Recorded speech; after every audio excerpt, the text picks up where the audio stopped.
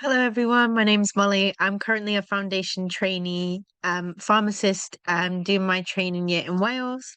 And I'm also the BPSA Secretary General for this Monday, and I also went to Kingston University. I'll hand it back over to Martina. Thank you, Molly. So, hi guys, my name is Martina. I'm a trainee pharmacist in the community sector in London, and I'm currently the BPSA president for the 2025-26 mandate.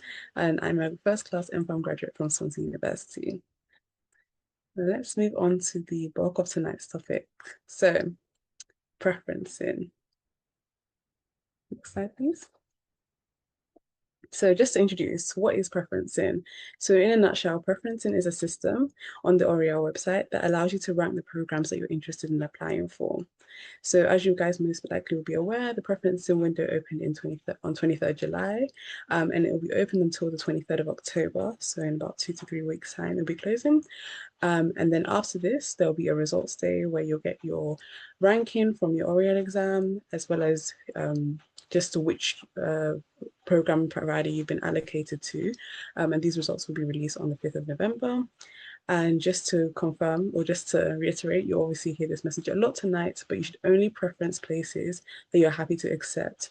So if you know you would not be happy to accept this program position, then do not put in your preference in. So in terms of how does it actually work, so you'll find on the Oriel website there are 3 columns. So there's one saying preference. So these are the places that you wish to actively be considered for. So these are places, as previously mentioned, the other side that you would like to be, or you'll be happy to accept. Then there's a no preference section where it's essentially you don't mind being there. But it's just a case of you don't really have a strong preference for it.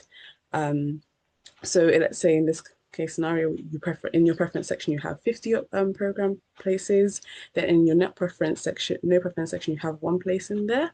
Then it'll be your 51st choice in your no preference section. Just bear in mind that if you keep things in your no preference section, there's no specific order as to which it will come. So let's say there's one community pharmacy that it's like maybe 10 minutes from home. You don't mind going there, but it's not your first choice, and you put in your no preference.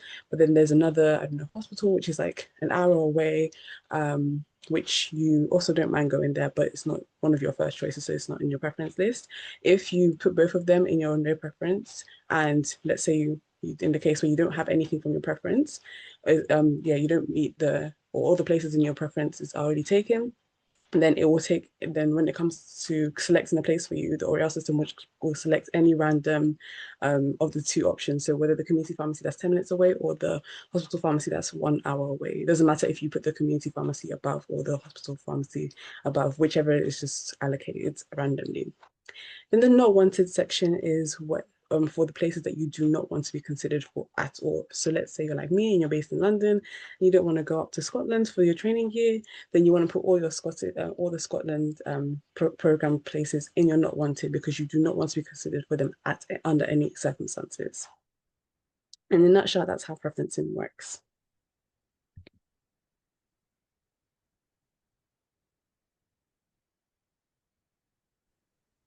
So what to consider?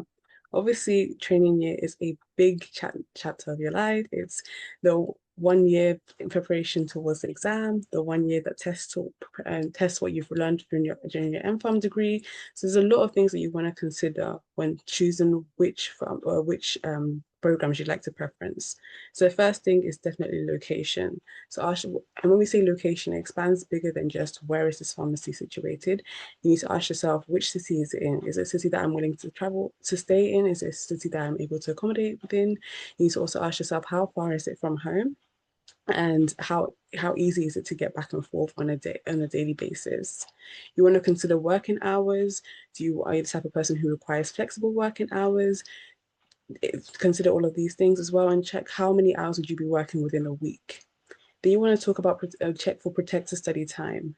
Just bear in mind that program providers are not mandated to actually provide you protected study hours. So it's something that they can do, and it's something that obviously it's kind of them to do and recommended for them to do, but it's not mandated. So it's really important that you actually do check with your program providers if they do offer protected study time, and if so, how much time is that? How much time is allocated? And check that against your working hours as well to see if that's enough time for you within the week. Because maybe you're working 42.5 hours, but you only get 2 hours of study time. So essentially, you're taking quite a lot of time during the week for work, but not enough also for study as well. Kind of consider that too, because not only are you preparing, not only are you working, but you're also preparing for an exam. And on top of that, you're also preparing to put your portfolio evidences to show that you are actually competent enough to be a pharmacist when the time does come. And bear in mind that unless you pass the 39-week review for your portfolio, you cannot sit the exam. So you cannot see these things as three different actions. You must see them in unison. And that's why it's really important to consider protected study time, the portfolio, preparation for the exam, and also training year. Another thing to consider is just the specialty. So let's say you're in hospital, or in hospital, you need to ask yourself what kind of rotations will be available, what type of specialties would you have access to. If you're in community or just whatever sector you're in, especially with as majority of us, or if not all of us, will be coming out as IPs, and you'll be completing your prescribing practice. You need to ask yourself, okay, well, what specialty would I be doing my prescribing hours under? And make sure to consider that when you're preferencing. Think about services. If you're thinking about community pharmacy, majority of the ways you'll be getting your evidences towards your portfolio is interactions with patients, especially when it comes to prescribing. So think about what services the pharmacy offers and whether that will help you build up evidence towards the GPAC outcomes. If you're in hospital, think about what rotations are available, what rotations, and once again, linking nicely with specialties, what specialties does that hospital site have available to you? Access to the DPP. So just so you guys know, if you're coming out with the IP integrated course or MFAM course, you must have access to a designated prescribing practitioner, DPP in short, during your training year. And this is non-negotiable. You cannot physically start your training year without a DPP. So ask yourself, ask your program providers, is there a DPP on site? If not, how far is it? And where can I access one? So make sure sometimes the DPP might be an hour away from your program site. So just make sure to check the logistics of that. Another thing to consider is your educational training provider. So majority of your program providers will be linking you on to some sort of education training provider who can help you prepare for your exam. So just check the type of content that they create, the style of the questions, the style of the preparation and revision materials that they offer. Is it something that connects with you and how you revise and how you prepare for exams as at uni? Just bear that in mind also. Another really important thing, and we can't forget it, is salary. Obviously, we are working, so it's really important to check how much you're actually going to be earning. Is it enough for your daily spending? If you're living away from home, check how much your accommodation is. Maybe look at the accommodation in the area, how much that will be, and weigh that up with your salary. Is it enough for you to move out? Consider sector. So obviously, in Wales, it's different where you have multi-sector, but in England and Scotland, you may decide you actually don't want to do one specific sector, but you only want to focus on these two sectors or this one sector. So think about what sector you want to work in, what evidence or what experience you'd like to gain, and think about and link that back to a sector.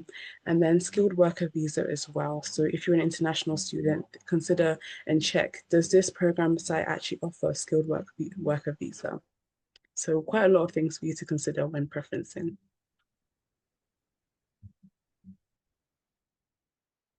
Okay, just to give a little bit more detail into the skilled worker visa, if you do require it, you'll be able to filter it out when you are searching for programs, which is really useful because then you're not wasting time looking at programs that aren't going to be suitable for you.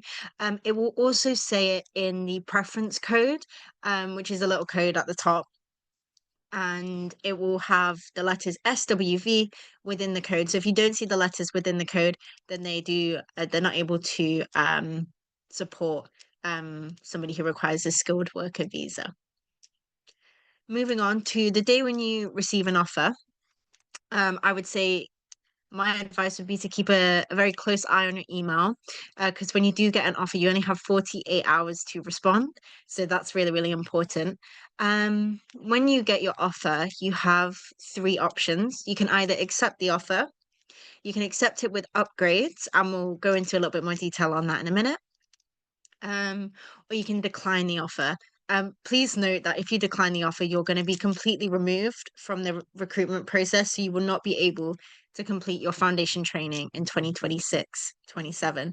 So I would strongly recommend that you do not decline any offer, because then you will not be able to source a training provider, unfortunately.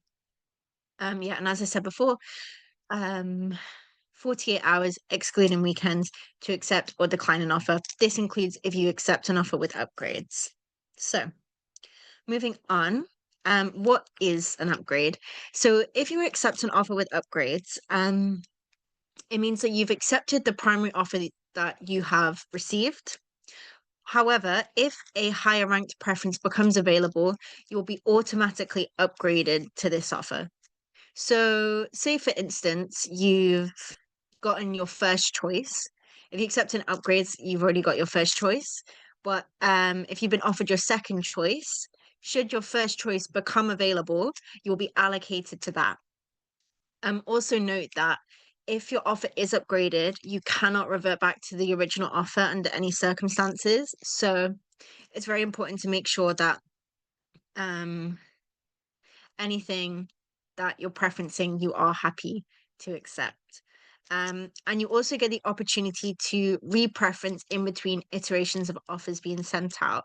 So what this means is, so after the first round of offers is sent out to everyone who's accepted the offer with upgrades, there will be a few more rounds of offers sent out over the coming weeks. And in between these offers being sent out, you do get the opportunity to re-preference. So say for instance, you've been offered a community pharmacy in London, but you decide, oh, I actually really want to move to Manchester. You can re-preference and include Manchester, and hopefully you'll be allocated something that is more to your liking. Okay. Moving on, I'd like to introduce the panelists to everybody. So we will start with Marcia. Hi everyone, I'm Marcia. I'm a trainee pharmacist at Cambridge University's Hospital Trust. I am a Nottingham University graduate and I'm actually part of the graduate subcommittee for the BPSA this year as well. So yeah. Thank you. Introducing Ramneek. Hi everyone. Sorry, I'm having problems with my camera. Can everyone hear me okay?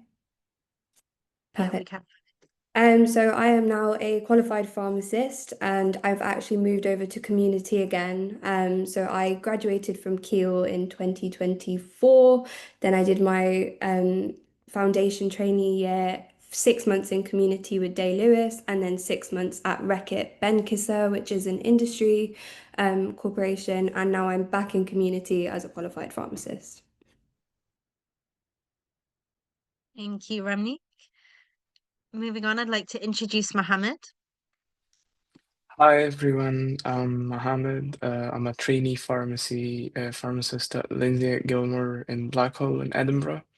And I graduated from Sunderland University.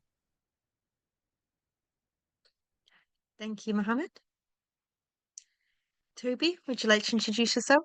Hi, I'm Toby. I am a graduate of Portsmouth, University of Portsmouth, and I'm currently doing my placement year. I'm a trainee pharmacist doing my placement year in Devon, specifically in North Devon District Hospital and a 3 months GP split.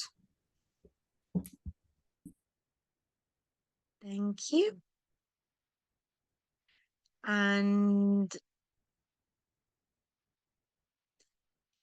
finally, Simon Evans is our final panelist. Martina, can I pass over to you? Of course. So Simon Evans is unable to join us today. However, he did kindly share a slide, just to give a couple of pros and cons and just share his experience.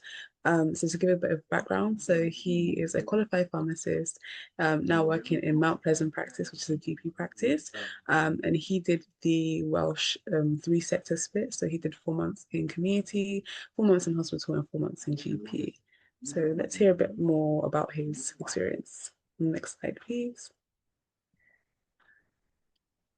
So, yeah, as I mentioned, he did his 4 month rotations at Mount Pleasant practice, where he now works in Well, Rogerstone, and the Royal Gwent Hospital. In terms of his pros, he completed rotations and found them quite valuable to find a different pharmacy within the different pharmacy sectors, and he attributes them to his professional growth and helping him to achieve 90% of the GPHC exam. And as a result of working in the three different sectors, he was able to secure a position as a practice pharmacist early in January of his foundation training year. And whilst being a trainee, he also won the HEIW, which is the Health Education Improvement All Wales Audit Poster competition. So just to provide a bit of context, during your training year, you also have to complete an audit, which he did and won the poster competition. And he was featured in the Royal Pharmaceutical Society for his work in promoting a healthier Wales. In terms of his cons, as he did not have a full hospital placement during his university, and his final rotation was at the Royal Gwent Hospital, it was his first true hospital experience. So he initially lacked the confidence to apply the hospital positions. He initially lacked the confidence to apply for hospital positions in March, even though he really did enjoy his time there. But he's saying that this experience made him realize how much the order of the rotations can influence career decisions. In terms of his preference in process, he shared that he received his fourth choice through Oriel and was initially disappointed, but as it meant that he had to travel farther than he hoped. However, in hindsight, it worked out perfectly for him. And he enjoyed each placement and had the opportunity to work alongside highly skilled healthcare professionals who shaped his development. So thank you, Simon, and he is happy for you guys to add him on LinkedIn if you have any specific questions on the place or training year within Wales. So yeah, thank you, Simon. Okay. Thank you to everyone on our panel for joining us tonight and introducing yourselves so nicely. We'd like to open up the floor now for you guys. If you guys have any specific questions for our panelists that you'd like to ask, I'm sure they're all ready and willing to answer your questions. I can see we already have a couple of questions in the box. Let me just stop sharing my screen. Now. Okay. We already have a couple of questions in the Q&A box. It's just at the bottom of your screen, if you guys do want to submit any questions. So, the first attendee is asking, how many places did you preference for London? So I believe Martina is the only person who is in London currently. I'm not sure if you would like to answer that question. Of course, really good question, because obviously London is quite big and there's quite a lot of places. I think in total I preferenced about 44, maybe from 40 to 50 is how much I preferenced.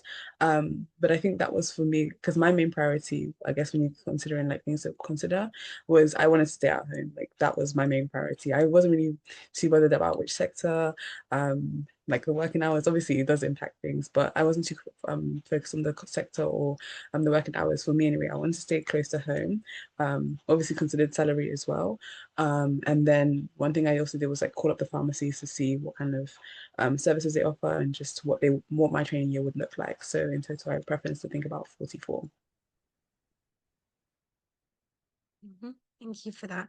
And I'd just like to open up the question in general. How many places did everybody else preference? Because I'm sure that would be insightful for everyone else as well. I can start. I think I did about 120. I was one of those people that I was like, I just want to make sure I've got like all my bases covered. I went to uni in Nottingham, so that was pretty high up for me, but I'm originally from Cambridge, so hence why I came back, but I was the opposite to Martina. I didn't want to come back home, so I ended up in Cambridge. To be fair, it's worked out for the best. But yeah, location obviously I was pretty flexible with, so I didn't really mind. Hence why I did a lot more preferencing options. I've put 150 preferences in England, and I had around 30 preferences in Scotland, and I ended up picking Scotland. It was quite good to have options. So when the Oriel results came out, I had the option to choose whether I want to do England or Wales, or move to Scotland and do Scotland. I chose 600 plus places. um, yeah, because I'm from the Republic of Ireland and I didn't want to go back home because you can't really do it's the hard it's I think you can, but it's hard to do your like foundation year in another country. So ironically, everywhere apart from London was an option for me. That includes Wales. So I got in my top 30, but I looked at everything and I was very thorough because I was like, by the end of the year, I want to be somewhere at the very least. And I was thorough, hospitals, mostly fully hospital and GP splits. Also again in places that I actually wanted to live or I'd want to be in some way, or I was like, okay, I'd like to be here. And yeah, I was very thorough. It worked out in the end. So yeah, go as high as you want. I am likely on the higher side, clearly, but go as high as you want. Yeah, and I think for me, my number of preferences were mostly based on what I wanted out of my placement rather than location. So for me, I didn't want to be in hospital at all, so I completely avoided that. And then I picked community places based around the two sort of areas I thought I'd be living in. So Birmingham, where my family lives, or Bedfordshire, where my grandparents live. Didn't work out for me at all. My year was very complicated in that sense, and I actually had to apply for my pre-reg separately. So it's a bit different from obviously how your guys work. I know you have to do it through the Oriel. But yeah, it's kind of about picking the amount of places that's going to give you the best chance to have what you want for location, yes, but don't forget you want to pick a placement that's actually interesting to you, and you're the one that's going to have to work there every day. Mhm. Thank you for all your insights. I will move on to the next question. Aside from uni placements, how do we get exposure to different sectors to work in? I'm I bel Yeah. How do we get exposure to different sectors to work in? Um, I personally didn't do it, but I know during my time in uni, a few people got to do different projects during the summer. If you're in fourth year, maybe it's like not as possible as right now, but there's definitely opportunities out there of like, let's say, I know some people who instead of doing audits in their final year of uni, they ended up having a project where they even traveled to other countries like Spain or America and such. And like or even like they say in England, they did lab work, so there was industry, which I think is done less now. Anyway, they were working in hospitals. There was definitely options out there. It's just a matter of trying to find your way. Like maybe we can ask uni if there's any projects that they're doing, or let's see, maybe the local, maybe a hospital's doing something. GP, IC ICB, I think it is, or PCN. Definitely, there's options out there apart from uni placements. It's just a matter of doing your best to try and find them. It might not be easy, and also applying for them. It might not be easy, but they're definitely out there.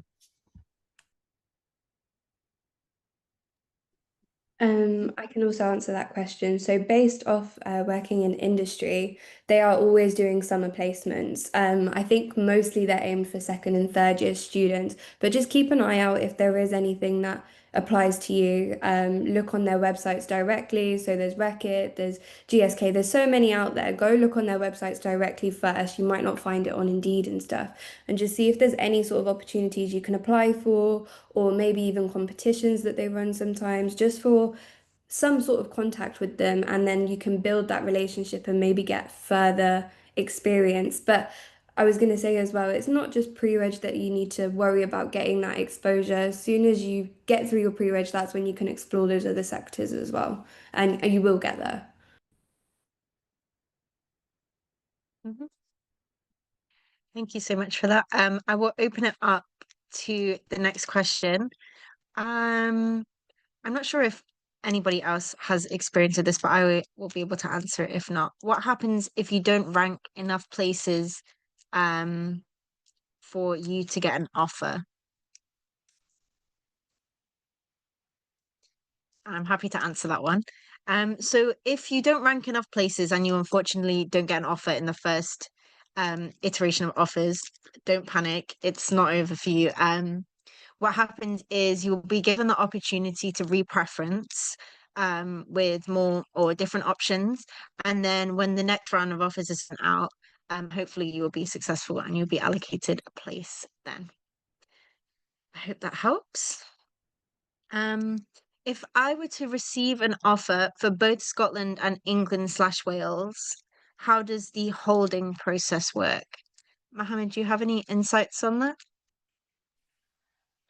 As far as I remember, you would have to pick one or the other. So if you decide to go on with the Scottish one, that means that you will lose your position in England.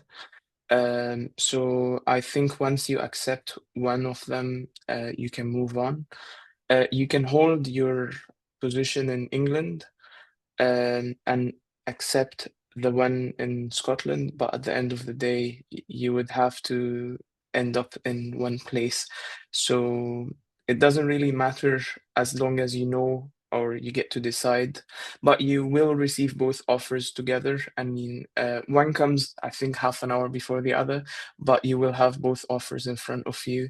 And once you accept one of them, the other would go away. Thank you for that.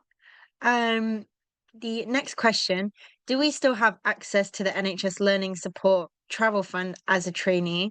I'll give you the answer to that. No, unfortunately not, because you're no longer a student. So unfortunately not in that case. Those of you that did split sector placements, which sector did you feel prepared you the most for your GPHD exams / is preparing you for the GPHD exam?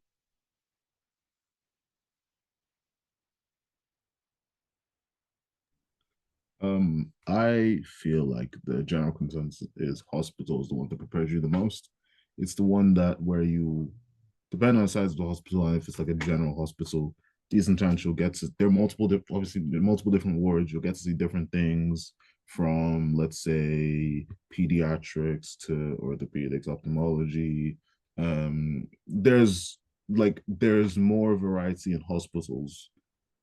I think that's completely fair to say.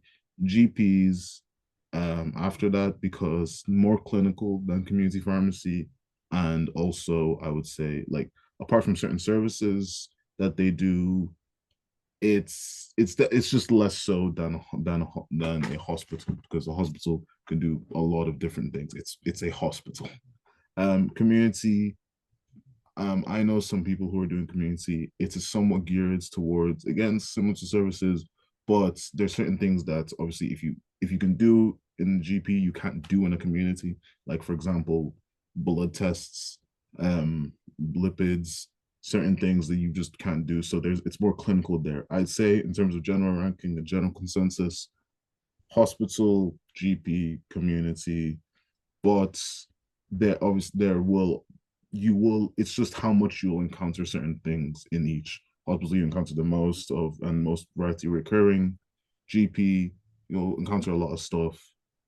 Community might be geared towards more service stuff, like, for example, hypertension, the hypertension case finding service. So you'll be a master of certain things, but hospital generally is the one that prepares you the most.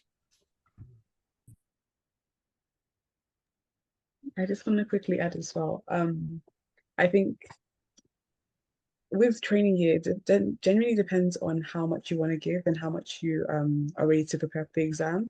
Just to remind you, the GPHC typically say that they try to put a split of OTC, so over the counter, and then the law side of things, so what you'll need the medicines, the MEP for, and obviously like the clinical side of of the medication and drugs. So with community, and from my personal experience as well, because quite frankly, quite luckily, I'm in a community pharmacy that does a lot of private services, and the pharmacists I'm with two pharmacists, they're quite clinical. So in terms of my exposure to different medication and drugs and prescribing, all of that, I'd say it's quite good. So that's one thing, especially when it comes to community. Obviously, yes, it can be quite service-based. So just make sure that you check what kind of services they offer, and then some community pharmacies do like warfarin clinics, or anticoagulant clinics where you can obviously monitor different blood levels and INR levels. So yeah, just check the services that a community pharmacy offers. Definitely will be beneficial. And even if you are in community, like let's say you get a whole year of community, if you are proactive and you are someone who says, I actually want to get experience in this different sector, if you speak to your supervisor early on, once you get the offer and you say, actually, I know I've got community for a whole year, but actually I'd like to get experience in hospital and GP, maybe if it's a 1 week, 2 weeks, I'm pretty sure if you're proactive, you reach out on LinkedIn or even tell your supervisors on day one of you getting the offer, then they will be happy to, or I'd like to believe they'd be happy to support that as well. So if you don't get, like, let's say, I know there's a lot of conceptions around community and how it could be very much service-based or not really that clinical exposure that you do need, but there's, I guess the profession or the environment within community is definitely changing, and it's not all based on services or just clinical checking as well. So do bear that in mind. So you can get, I guess, like the whole perspective from community as well. So don't be quick to rule it out. It's definitely something that I learned the hard way now that I'm completing my training. Yeah. So just to give my perspective as well. No, I think that was really well said. I think, yeah, there have been surveys done, and I think from what Toby said, it does seem as if people feel more prepared from a hospital sector. However, that doesn't mean that people that are in community do not come out feeling prepared, because they definitely do. So I would say don't feel I hope feel reassured by that. Okay. Our next question. Would it be a conflict of interest to preference a community pharmacy that you and your family members are registered at?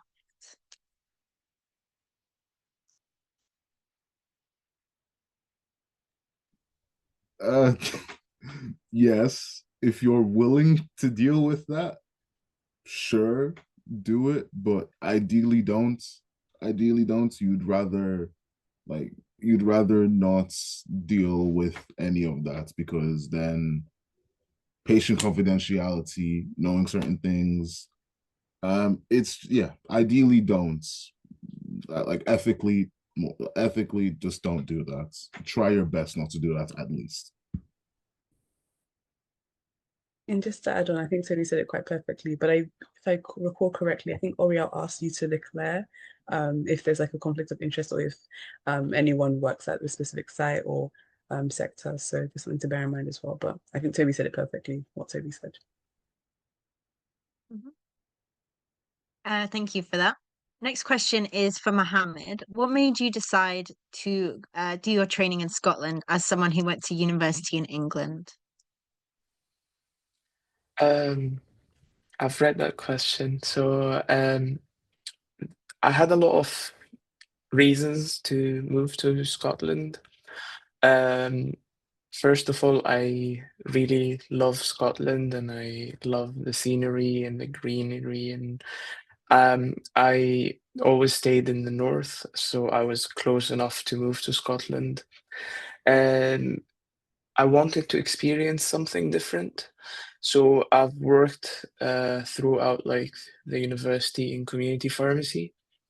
So I wanted to see what happens on the other end, because I've heard that like rules are different, services are different in Scotland. Um, and I just wanted to have a change, and it did actually change the way I look at things. So in Scotland, community pharmacy is completely different. So it was quite interesting to know that there's a lot of stuff that you can supply without a prescription in Scotland with quite ease. And I'm sure in Wales it's completely different too. Their pharmacy first is separated from the English one. So that's part of it. And another part is that the pay was higher, to be honest. In Scotland, NES, I think it's National Education Scotland, is the responsible supplier for the training. So we get more training a time and we get more training day. They have a closer look at us because I think in the East region where I'm located in Edinburgh, there is around 150 students, and I think in all of Scotland there's only 250. So obviously in England there's more than 2,000, I think. So to have a very like close relation with the educational trainers that they provide us, and to have a slightly better salary, and to have um, more things that you can do through the community pharmacy instead of just referring back to the surgery. So all of these things together like formulated my decision.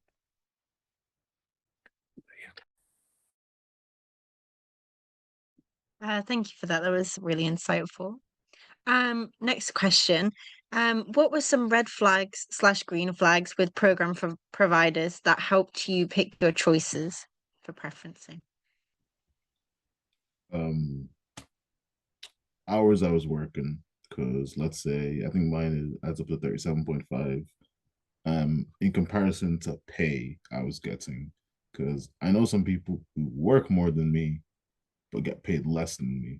And because I moved out, so I'm completely paying my rent and my own house stuff myself. Um, it's that was something I had to take into account. Um, so like yeah, take that into account. Like whatever the standard you expect it to be. Also, maybe you can find out who like their specific training provider is. There's different details. It's partially up to your individual mileage. For example, like too far away, close to home. It's partially up to you, but there's a few other things I'm interested in what the other panelists have to say. For me, following on from that, outside of like hours worked, also annual leave.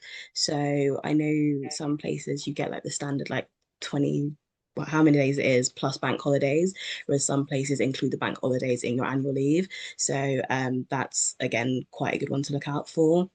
And what else was I going to say? Oh yeah, if you're doing like a split post, double check who your initial like employer is going to be. So obviously I'm in hospital the whole year, so I'm under the NHS. But for people that are doing like split posts within my hospital, if their employer is the split post, then they're not getting like the NHS agenda for like what's it called, the NHS agenda for pay situation. So double check who your main employer is, because even if you're doing the same split post as someone else, if your employer isn't the NHS, you won't be getting NHS pay, if that's something that is important to you as well.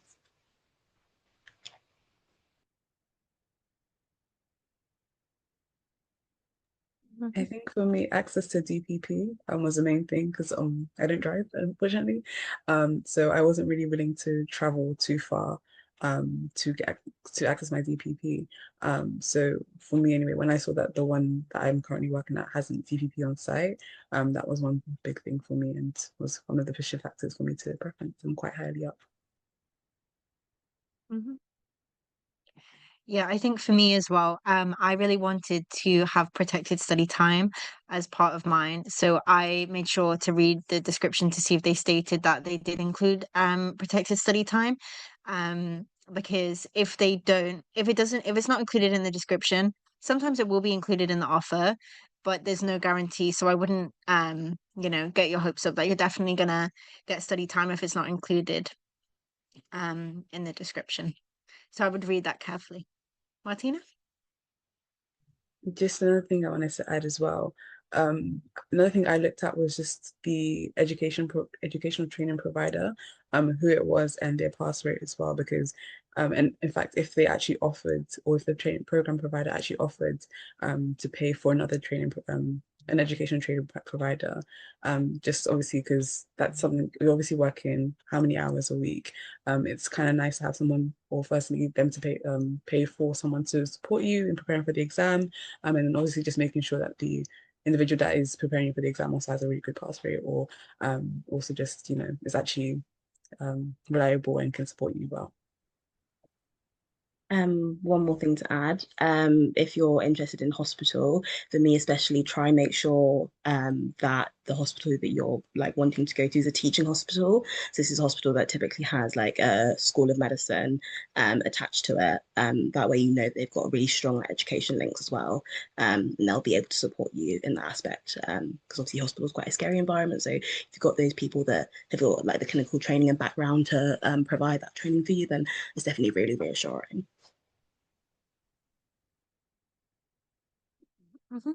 Thank you.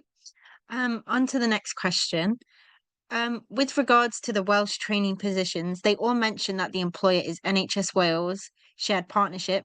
Does that mean I would sign the contract with NHS Wales and would be employed by them rather than signing a separate contract with the actual place you will be working at? Yes. Yeah. So you're employed by NHS Wales and they're the people that pay you. So it doesn't matter where you're doing your training. Everybody is employed by the NHS and everyone gets paid the same. Yeah, I hope that answers your question.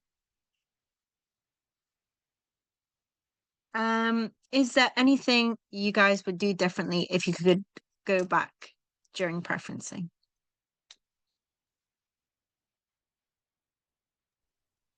I can start by mentioning something that I wasn't aware of when I put my preference list in Scotland, is that it's different to in England. So once you rank your preferences and let's say you accept your Scottish offer, you can accept it or accept it with upgrades. But if you put accept it with upgrades, it automatically upgrades your preference list.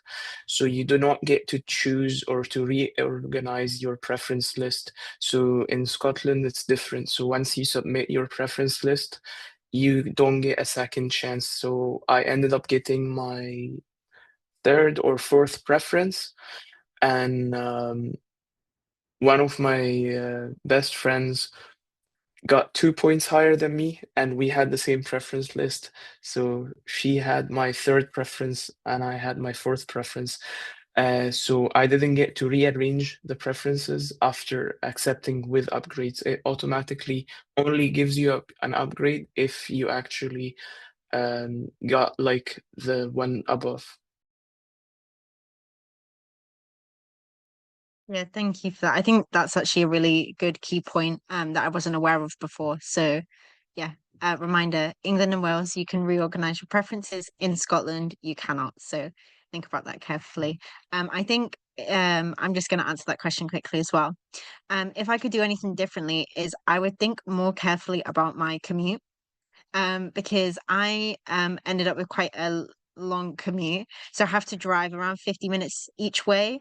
So it's around between an hour and a half to 2 hours a day of driving, which is for quite a lot. And for me, it makes me feel very tired at the end of the day. So I would think very carefully and let you guys know that training year is quite tiring. It is quite exhausting. So I would say just pay that in mind. Bear that in mind. Do you realistically want to travel an hour each way? Realistically, no. So just bear that in mind. Does anyone else have anything they'd like to add for that question? I think like what you're willing to do. So, like for example, I moved, and although, like I said, I'm moving from a different country, one thing that's been a slight issue per se is being far away from anyone I know, friends. Because closest person that I'm relatively close to is like an hour away, but we haven't even met up yet, even though it's been like 2, 3 months. And like some of my best friends, we're looking at 6 hours. I have not seen them in 3 months since graduation. So moving to a place that maybe you don't know, maybe like it's moving. If you're thinking of like whether you're willing to move, take into account how far it is, where it is. Would you actually be willing to live here? Because I'm happy with where I'm living, but would you be happy to like spend a year, build a life here? Like you're going to like after work, whether you just decide to rot in bed or go somewhere after work for whatever reason, like you have to build a life here. So what are you willing to do, and are you willing to live here? So take that into account. Mhm. Yeah, thank you for that. I think that's a very good thing to think about, especially if you've not visited that place before. I would think very carefully about preferencing somewhere you might have to move that you've never been to. Yeah. How how do you find out how a placement provider structures their training, especially with hospitals? Who do you contact? I'm not sure if anyone has any insights on that. I don't have any direct insights, but I can make an estimated guess, and say there might be a email address or a if you go online, just search up like education or at whatever university, hospital, whichever hospital placement that you're hoping to do your training year at, there should maybe be an email address. Mhm. Mohammed? So I think they might be visiting your university, so I'm not sure if that's what they do everywhere, but like when I was at Sunderland University, we had like a meeting day where we get to see all of the providers from the areas around us. So all of the trusts had like stands, and Boots was there. All of the big chain pharmacies were there. So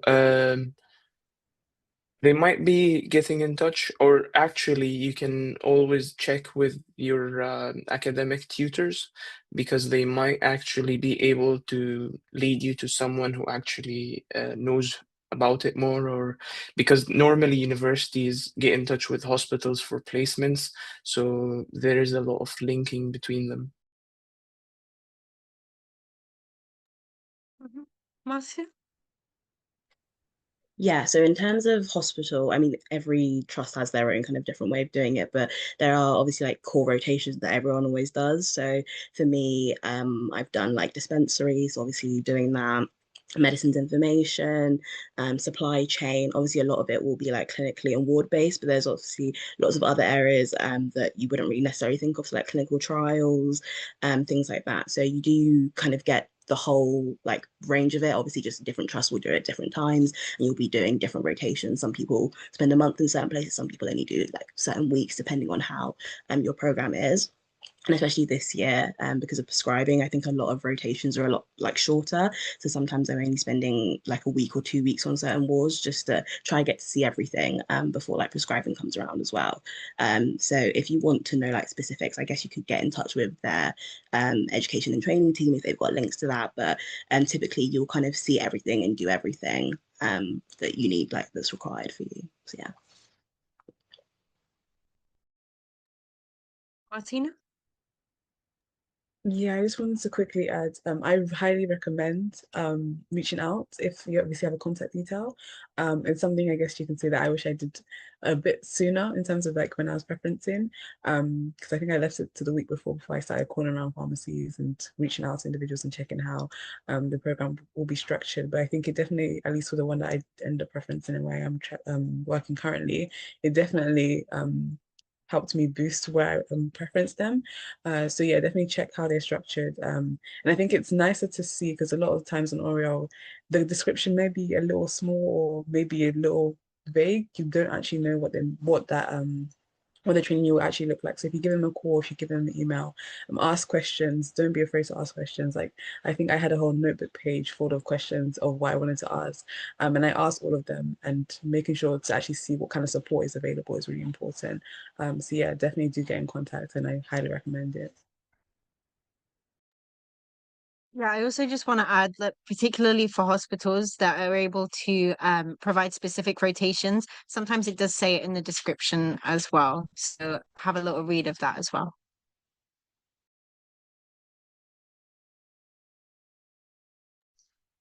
Okay, someone's asking about these shifts in hospitals. Would the trainee pharmacist placements be on shift basis or for morning shifts only? I'll just start off by giving my personal experience of hospital. At my hospital, we're not expected to work weekends. So it's just Monday to Friday, 9 to 5. But I'm not sure if anybody else has had a different experience of that because I know some people are expected to work Saturdays. Hi. I have not yet, but first time when after I like what's it called? After I said yes to my offer and I came later down. I was like, I talked and they said I was told you are expected to work Saturday and Sunday, but they're open for like short periods, but you'll get a day off. That was my own experience. Also, I have if extenuating circumstances per se, but I have worked, for example, like later in the day. So instead of doing mine is usually like 9 to 5, I did one day from 1 to 9. And the pharmacy was closed, but I was shadowing doctors. But that was something I already organized with my DPP specifically. So likelihood is you'll probably get 9 to 5, 9 to 5 until when the pharmacy shuts. Maybe you'll do weekends, maybe you won't. But or if you're like interested in doing something that's out of hours that the pharmacy is just closed, then you can talk to whoever about it and they'll see what they can do. But individual hospitals, individual situations. So yeah. Marcia? Yeah, so as everyone said, it's obviously very independent to where you are. I work Monday to Friday, 9 to 5, and then I'm expected to do one weekend every month, and one bank holiday like throughout the whole year. So you basically get to choose what bank holiday you want to work. And then I also have a 2 week community placement. So that's just something that my hospital does. And again, the working hours are the same. You can work a weekend whilst you're at the community pharmacy if you want to, but it's not like necessary. And for me, the weekends and the bank holidays that we do work, we get the time back. So yeah, that's kind of an incentive they have for that. But yeah, it's all dependent on where you work and what their processes are.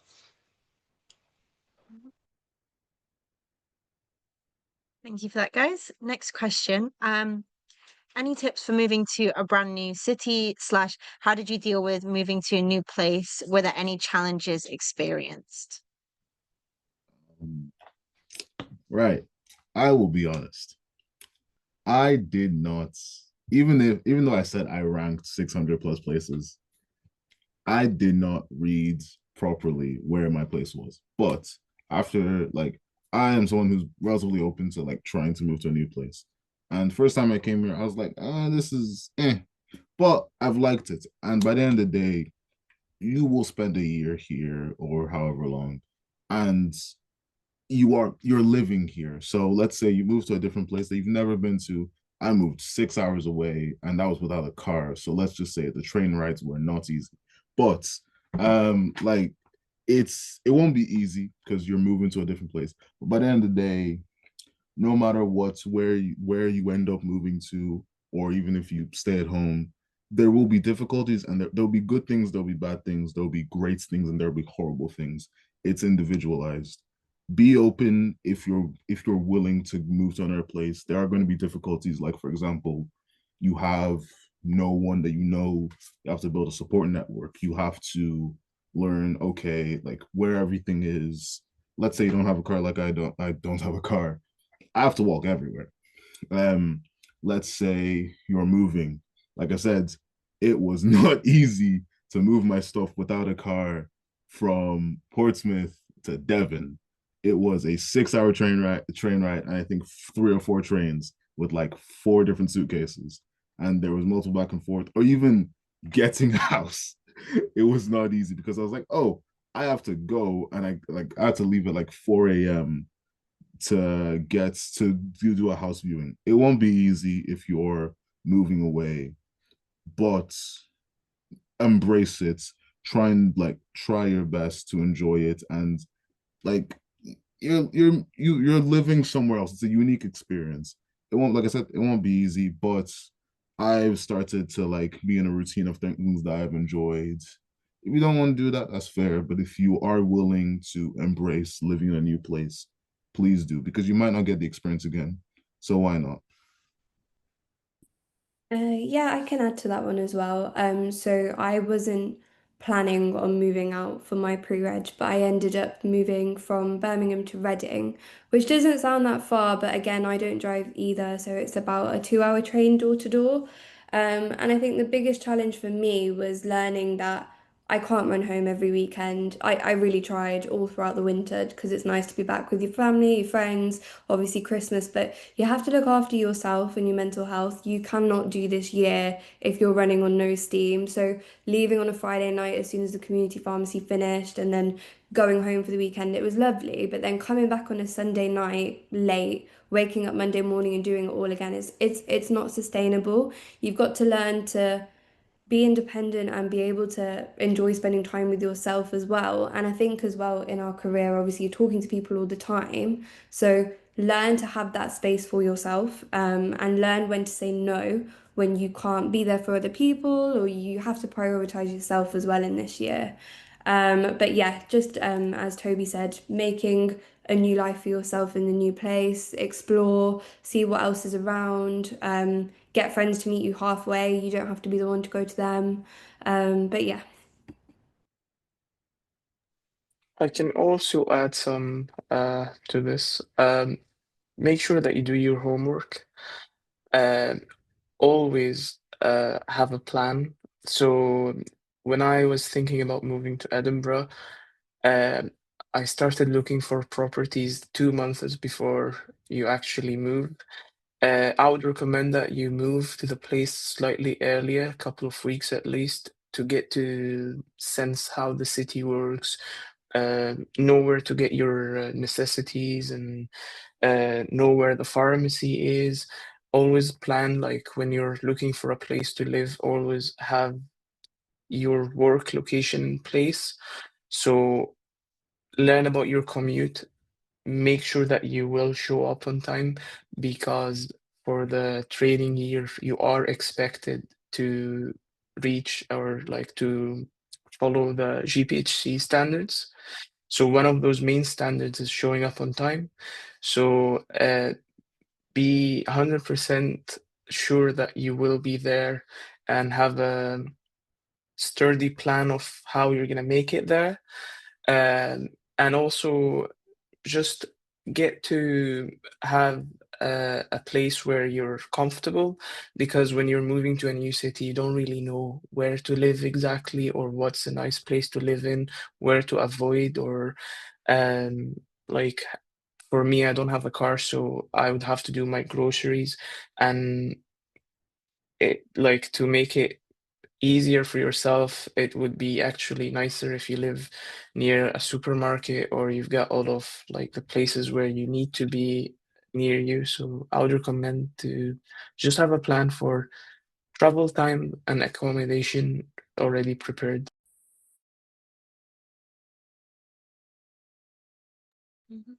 Toby, would you like to jump in?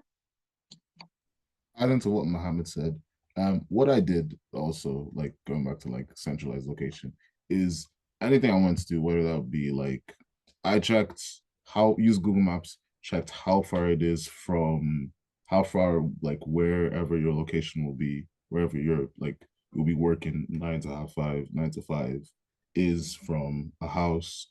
Always did that. Checked, let's say, uh, groceries, how would I commute, how would the daily commutes be, or even like any things that like going to the gym, or let's say going to a train station because maybe you want to leave Friday evening, come back on a Saturday. It's like, okay, how would I be able to plan these things out? That's something that I personally did that helped me. So yeah, because then working would be 20 minutes to work, 15 minutes to 20 minutes to hospital, 15 minutes to GP. So that's worked out. That's something you can do, and I suggest it. Thank you for that. Got another question for Mohammed. How many places would you suggest adding to your preference list for Scotland? Scotland is quite straightforward. There is 250 places roughly. This year, apparently, a lot of applicants didn't end up with a place in the first place. So they've put all 250 and all were taken, and more applicants were referred back to England because there's no places for them. So what I would personally recommend is that you decide what sector you want first, and decide where you want to stay. Those are the two main questions. And as long as you know where you want to stay and what sector you want to be in, everything else is easy.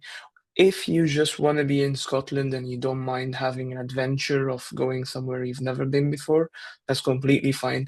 But like, from my personal experience, try to avoid the borders if you don't have a car and a very good plan of what you want to do in the borders, because some of the places available is like in villages or towns where like the closest city is like 2 or 3 hours.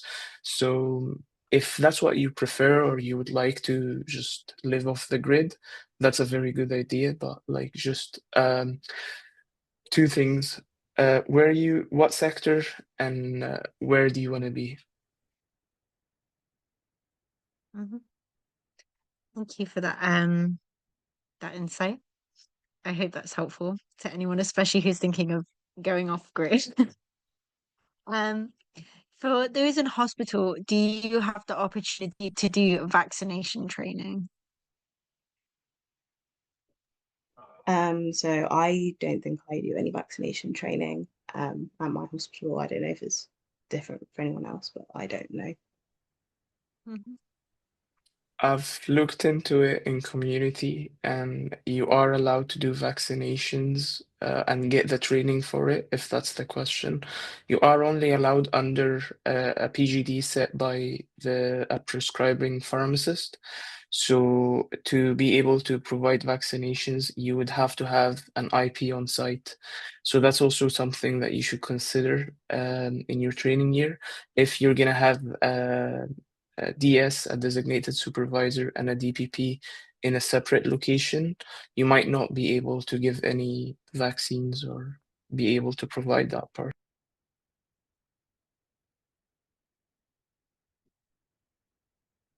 Mhm. And just to add on as well, my hospital as well, we didn't do vaccination training. Although I am doing a split, so I'm not sure if by the time I get to community, that might be the case. Um, Question for Ramneek. How was the industry and community split, and what activities did you get up to? Yeah, so I mean, I was really lucky to get community and industry. It's quite difficult to kind of get exposure to the industry world at this point. But funnily enough, I've ended up back in community. So I think it's really important to get out there and explore things as much as you can. But in terms of industry itself, I started off sort of looking at so we did over-the-counter products at Reckitt, so focusing on patient safety, so any sort of side effects that were reported to us, looking into them and seeing how we can either, advertise our products in a different way to patients and to healthcare professionals and change that. We also looked into claims, so the claims that we make on over-the-counter medicines, how we're supporting that with the scientific information, with the data that we get in the labs. I spent a week in the actual labs themselves as well, looking at how we develop products such as like we do Strepsils, Lemsip, Durex, Nurofen, Gaviscon. So quite a whole range of products and how we get that from working as a small medicine in the smaller labs to then manufacturing in a big power plant. So there's like loads of different opportunities. It depends what sort of industry placement you get, what rotations they let you get onto. But then towards the end of my placement, I was offered my specialist role in terms of regulatory affairs. So that's involving looking at the claims on the packs and how we can support that with clinical data, having to communicate with other healthcare professionals, whether that's doctors, and other specialists about, like, we were looking into, oh, I can't even remember now. It feels like a lifetime ago. We were looking into sort of the, sorry, I'm having a blank. How we can develop claims we're making about eye drops and make them more specific to certain conditions and what sort of things people are looking for on the market as well. So yeah, there's a whole big range really. It's quite specific though, so if anyone's got questions, feel free to message me on LinkedIn.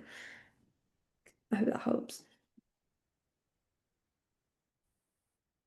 Yeah, thank you for that. It sounds really interesting and varied as well. Question for Marcia. Are you split between Adam Brooks and the Rosie? I presume you know what those are, those hospitals. And I know in general, Cambridge Hospital Trust is known for their specialties in obs, gynae, and cancer. Has that shaped your pre-reg experience? Yeah, so I work predominantly at Adam Brooks, and the Rosie Hospital is the maternity site. So we do have a pediatric rotation, but it's only a week, so it's not actually that long in that specialist, just because obviously pediatrics is quite a niche role that requires a lot of like specialist knowledge.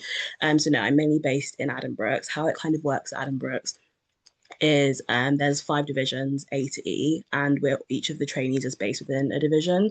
So you've got general medicine, you've got surgery, oncology, transplant, and then I'm based within neurology, endocrine, and cardiology. So the wards that I cover are mainly within those specialities. So you don't get a choice of which division you're in. It's kind of just they put you where they put you. I don't really know how they do it. It's probably just random. But for me, I'm quite happy with where I am. I get to see quite a range of topics, probably in terms of like for GPHC revision, like they're quite highly weighted topics. So in that sense, I am learning a lot. But yeah, no, obviously Adam Brooks is a very like well-renowned hospital. There's a lot of within the pharmacy department. I think they've got the most like consultant pharmacists in the country, or don't quote me on that, but there's a lot of consultant pharmacists that work there. So there are opportunities and they do a lot of like teaching with the consultants. They do like specialist like groups and stuff like that. So there's a lot to get involved with, and if you've got a specific interest, then they're more than happy to kind of like have to work like one-on-ones with you if there's something you want to like shadow or speak to someone particularly. But yeah, to answer your question, I'm not based between the two, but Cambridge also has a specialist cardiologist hospital called Royal Papworth. So if cardiology is something you're interested in, they do a split between Adam Brooks, which is obviously the main hospital, and Papworth, which is a cardiovascular hospital. So if that's something that you're interested in, you can do that. And they also have a mental health trust as well. So if you want to do mental health hospital with like normal hospital, that's also a split as well. So yeah, if you're interested in being in Cambridge, they're the kind of options. Thank you for that. Moving on to the next question. So, for those that moved out of home for placement, how did you manage finding affordable accommodation? Slash, how do you guys manage money both to those who stayed at home and moved out? Oh, I use things like Spare Room, Rightmove, looked for different like housing sites like that, rented. I also like a lot of placement providers on the Oriole site. I believe they listed like the like how much they pay you, so you could use that. I did a lot of like just mental maths and my own different calculations of like, okay, how much is rent? Took that out. How much is, let's say, groceries? How much do I spend on groceries? How much is leisure? At uni, maybe you did, maybe you didn't learn how to manage money. Pretty much the same thing there. Commuting, how much is regular commuting? How much will that add up to? Because let's say you could get paid monthly or you could get paid for every 2 weeks.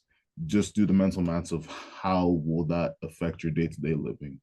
Because let's say, okay, you end up you even if you do some calculations, it might end up slightly different than you expect when you are like, let's say 2 months in your first month and you're like, oh, okay, this is how much money I have after removing the essentials, removing anything that I need to buy or whatever. Or like for me personally, the moment I get paid, I remove my rent immediately so that way that's sorted out. before anything else, and just see like, okay, maybe even like saving up some money, putting some money away for certain things. Just you can look up how to save. Maybe you learned it at uni, maybe you didn't, but just try and look at like, what do I need? What do I need? How much do I need? What I need is for. Maybe you need to downsize. Maybe you just take different things into account of how do you want to live your life and can you live within your means. Do your best to live within your means. Thank you for that. Marcia?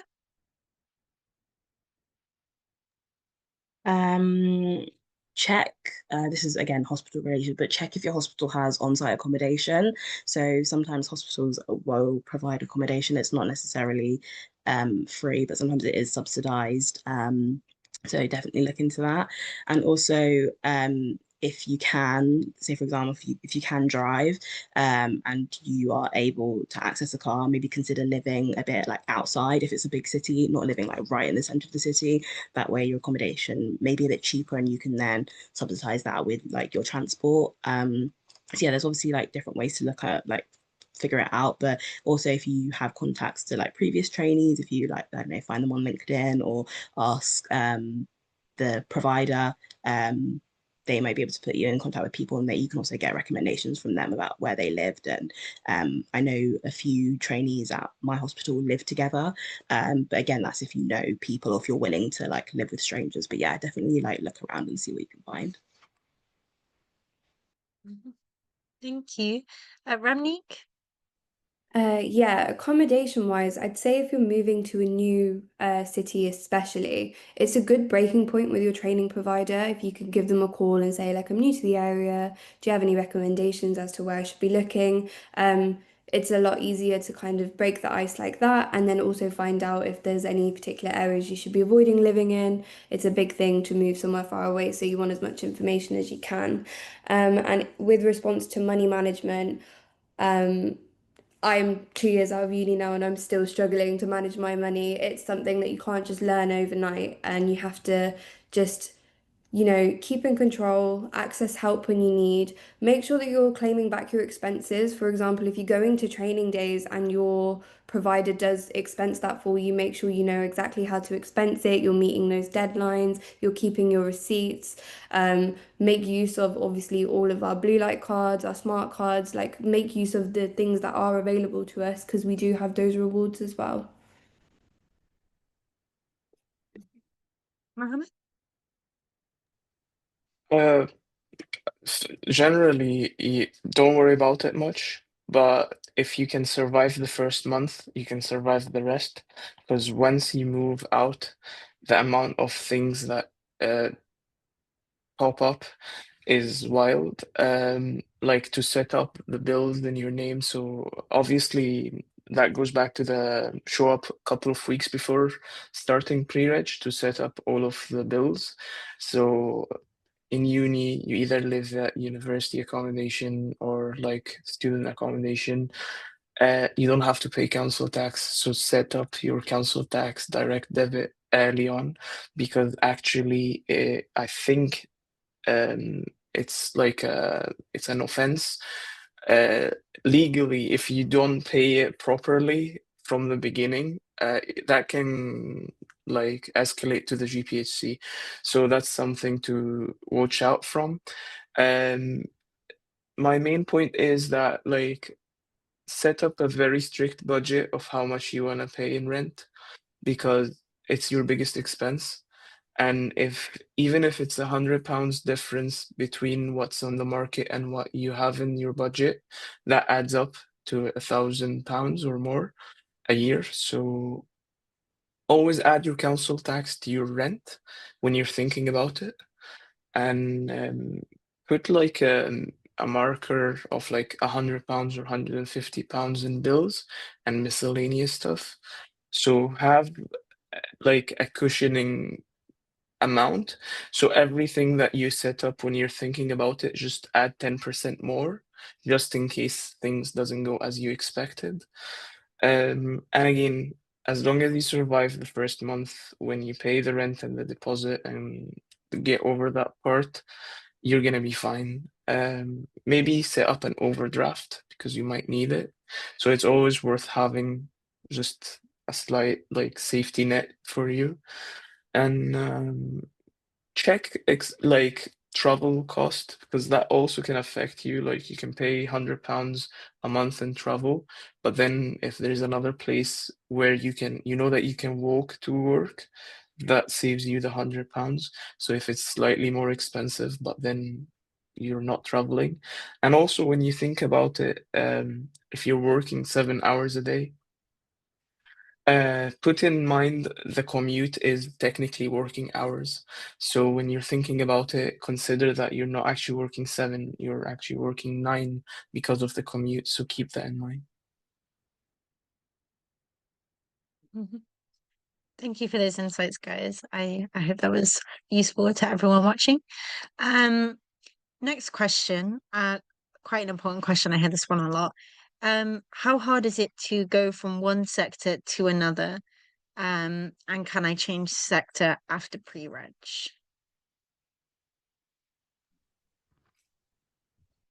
Ramnik? Yeah, I think transitioning can be quite difficult. For me, I literally finished my community placement on a Friday and then started my industry one on a Monday. And it was just a completely different environment. Community, you're in Monday to Friday, 9 till 5. It was very intense. You're constantly busy. And then in industry, I had the luxury of working from home for some days. And whilst that sounds great, I actually found that adjustment really, really difficult because living away from home as well, I was then just sat in my apartment on my own doing work, but then also trying to revise. So just remember that at that point where you are transitioning, there's a lot of other people going out and transitioning as well. So reach out to your fellow trainees for support, and you can support each other as you do that. Yeah, I guess that would be my advice for that. Mhm. Thank you for that. Um, the next question, what are training days and does the BPSA offer them?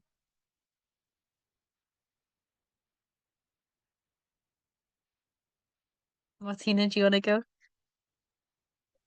Sure. So I can answer the BPSA part, and if someone else wants to take on the training part, training days part. So yeah, it depends on the graduate officer. So in case you don't know, as part of the BPSA executive team, there is a graduate officer who oversees and represents trainee pharmacists across Great Britain. We have our graduate subcommittee, Marcia, part of the panel today. So I'm sure she can give you some insight as well. But essentially, yes, the graduate officer is in charge of providing support for trainees. And some of these include webinars, training days, conferences as well. So yeah, do make sure you follow us and keep an eye on our pages as these will be dropping very soon.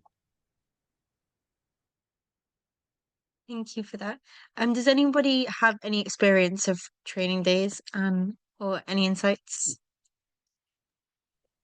Yeah, so my training days were hosted by Day Lewis, because that was my community placement. So what that meant is once a month, it would be during the week. So I wouldn't go into the community pharmacy. I'd be going to Croydon, which is where they hosted them in their main office. And we were in, I think it was about 60 trainees in total. We were split into groups of about 20. And we used to get together once a month. We were set out with an agenda at the start of the year as to how we were going to break down the BNF topics. And then each training day, we'd then focus on an area. We'd have like speakers come in to help. They were specialists in that area, help us learn about it.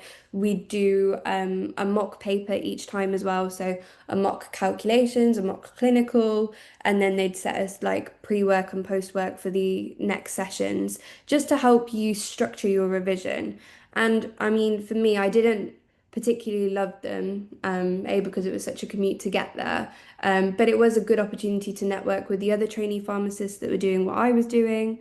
And it's a good opportunity if you want to use it to help structure your revision and as much practice as you could get. Like they hosted mock papers for us close, like full mocks closer to the exam date, and full mocks are quite difficult to get hold of. So just make the use of the resources if you are lucky to have those training days. And obviously, as much as you engage with it, that's as much as you're going to get out of them.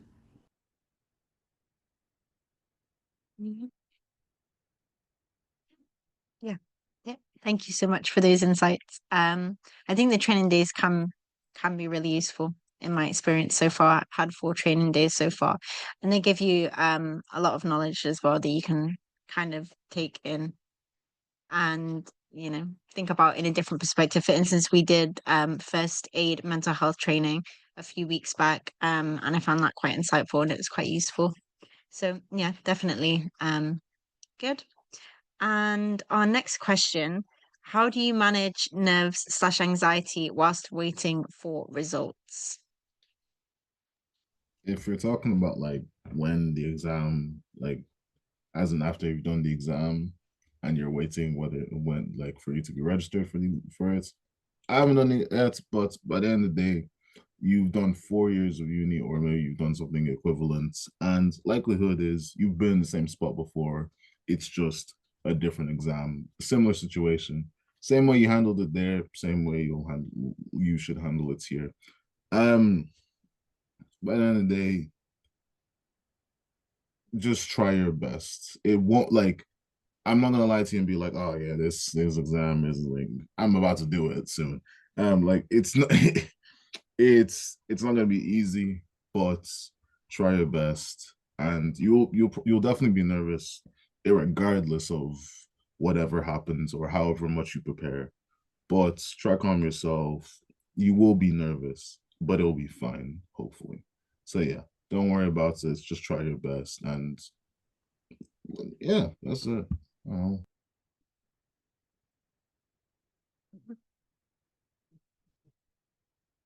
Thank you for that. That brings us to the end of our questions. Do any of our panelists have any final thoughts or closing remarks that they'd like to add before we close off? No, just good luck to everyone, and it's all going to be fine. I've made it, so everyone else will too. Okay.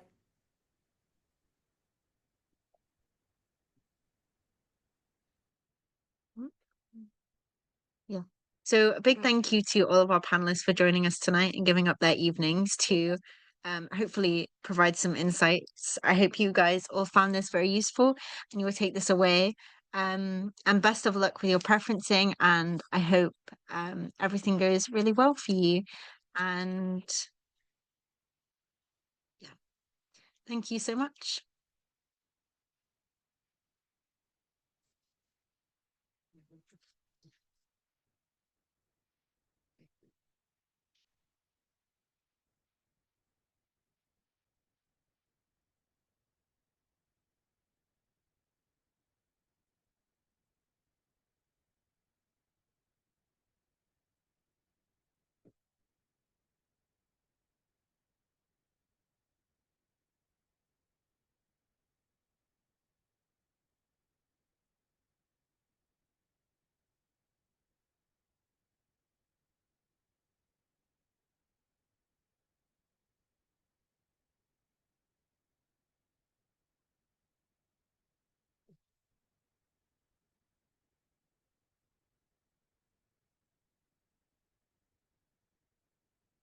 Okay, everybody has left.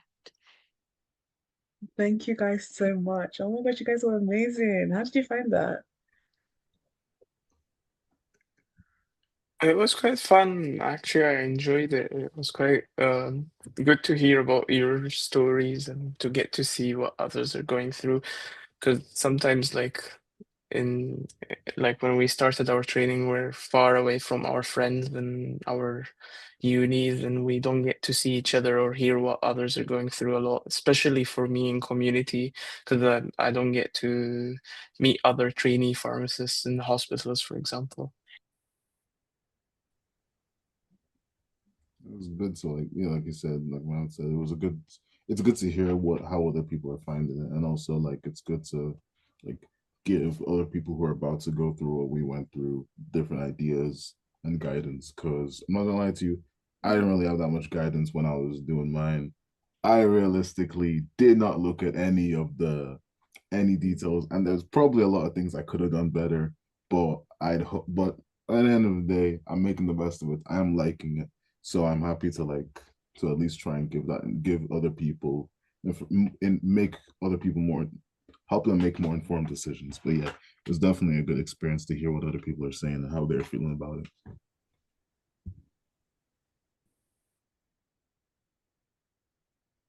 Yeah, so yeah, Remy, how'd you guys find it? Yeah, it's good to be back. Good to be doing something BPSA related after a while. But yeah, no, I think it's like everyone had such different questions, so it's really good that you guys got a panel with such different experiences as well. Well done, guys. Thank you. It's good to have you back as well.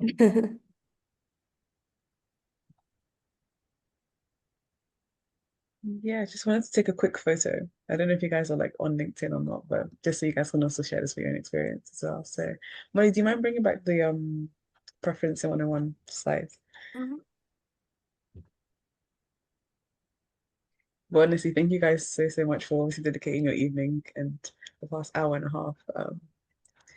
It's for a very good cause, and then I think Toby said it well. Obviously, just being able to give back to those who can benefit from our experience. So thank you so much.